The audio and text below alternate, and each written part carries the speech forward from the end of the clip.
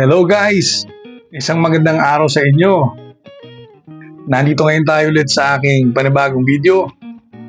At ito ang pwedeng tawaging mukbang edition. Ito ang mga binili ko sa 7-Eleven kanina. So, tikman ulit natin to ngayong araw kasi bihira ko lang maabutan minsan to sa 7-Eleven. Laging ubos. Kasi syempre, affordable din to. So, talagang mabilis maubos. Pero anyway, swerte tayo today at nakabili tayo ng ating kakainin today. So, una muna, meron tayong yogurt. Yan, Pascual.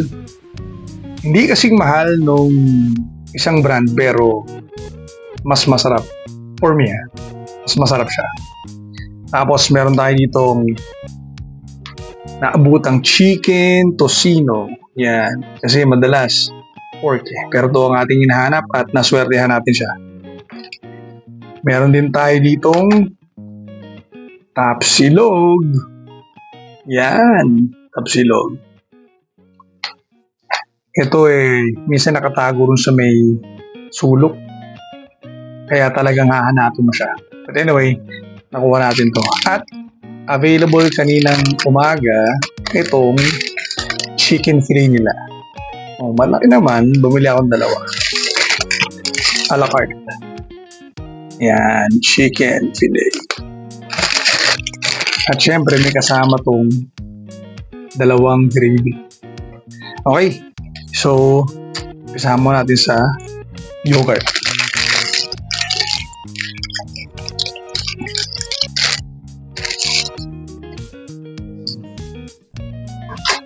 Yan. Simulan natin sa yogurt. Itong Pascual, siguro mga 29 pesos. Ang binibili ko lagi yung original na strawberry. Alam ko meron din silang mango, parang mixed fruits, pero mas gusto ko tong strawberry lang.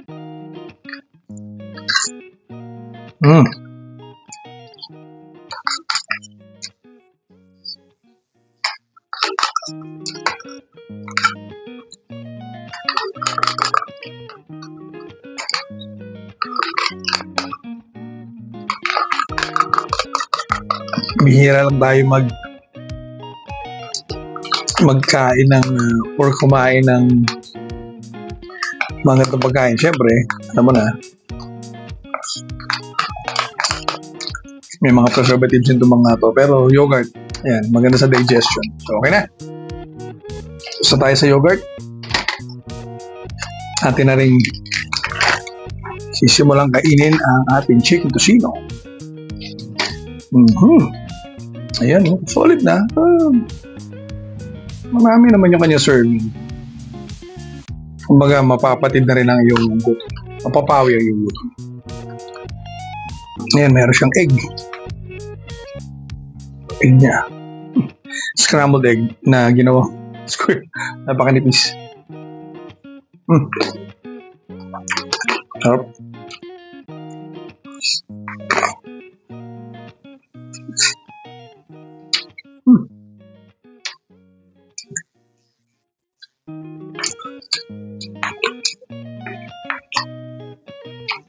Legit naman yung kanin nila. So,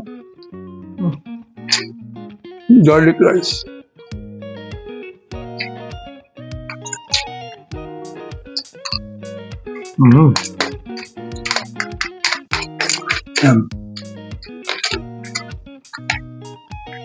Siguro itong chicken tocino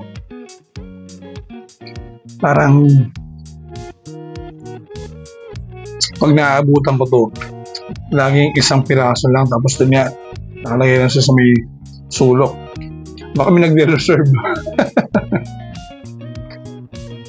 Kasi nga baka konti lang yung in-order nila. May nagtatago sa side.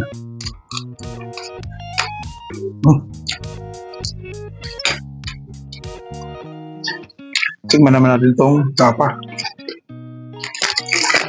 Saan ba? Yung portion ng kanin nila, sakto lang din. Well, for me, medyo rice is life. Kaya minsan nagdadagdag pa ako ng kanin. Ito. Ito pala yung itsura ng kanyang tapsilog. Dami rin, oh.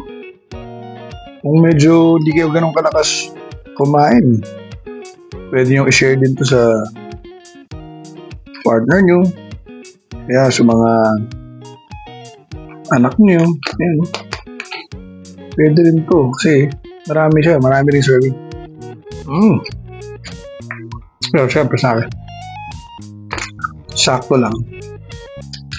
Minsan kulang pa. Sarap ng timpla. Ang galing, oh. Ano talaga siya, oh. Malambot. Tapos, panay laman. Nakuha ko ngayon. Panay laman.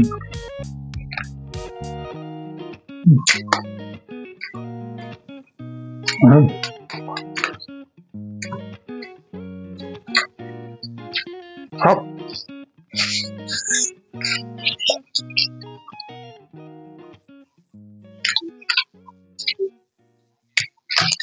Tikman naman natin tong chicken fillet.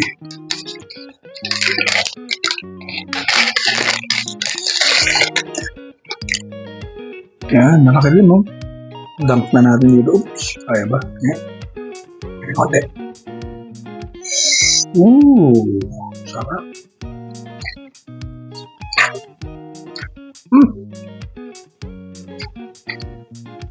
Surprisingly delicious, ha? Masarap. Yan. Kaya siyempre, kailangan natin samahan ng isang subo ng kanin yan.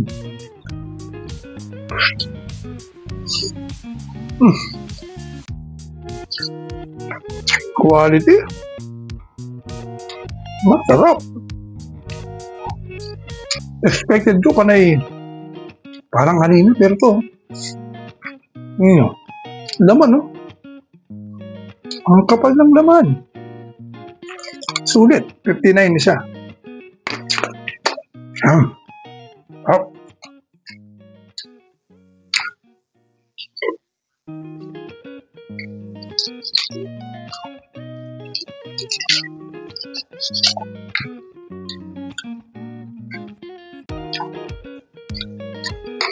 Busin natin tong sako. Yan. Lapit na maubos.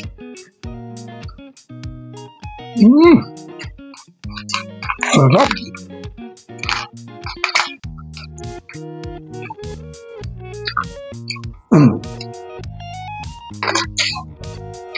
Napaka-convenient nito sa talaga sa mga nagtatrabaho. Lalo yung pag mga midnight shift or graveyard shift. Tapos, kailangan mo talagang bumawi yung tulog. Wala kang panahon magluto. It's a good thing na meron silang available na ganito sa 7-Eleven. Alam ko sa Lawson, meron din silang mga sarap na na mga ganitong pagkain. Pero mas trip ko yung lasa itong 7-Eleven. Sarap.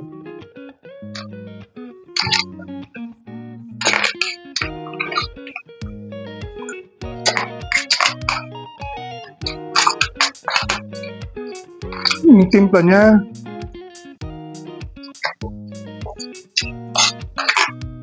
halo yung asim, tamis. Galing talaga. Parang beef steak ang lasa.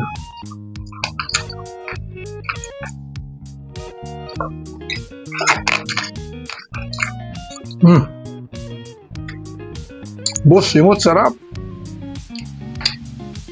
Sayang yung sauce. Yung juice. Okay, na, tapan natin. Balik tayo dito sa ating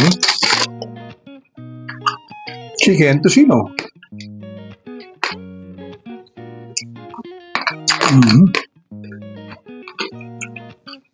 Lalaki din ang chunks, no?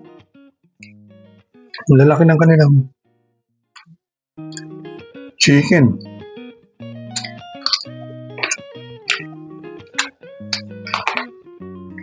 Siguro chicken breast ang gamit ito. Malamang chicken breast kasi talagang laman na laman.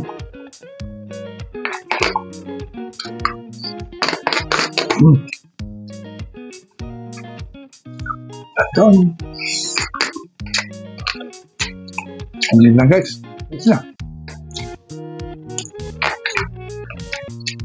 Ano talaga ako eh. Malakas ang appetite ko. Lalo na pag puyat. Hindi pwedeng di ako mag-rice. Yan.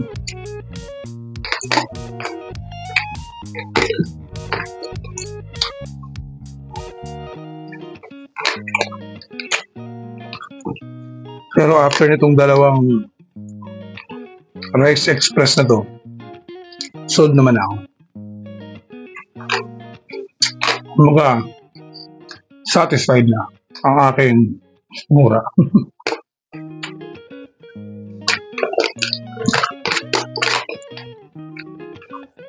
Guys, ito na ang last bite natin sa chicken tocino.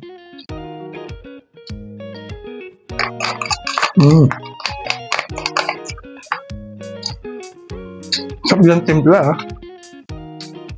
Hindi ganun katamis, hindi ganun kaalat. Sakto lang.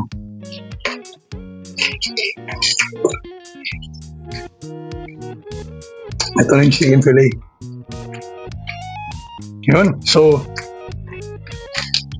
salamat sa pagsama niyo sa akin, guys, sa ating 7-Eleven mukbang edition.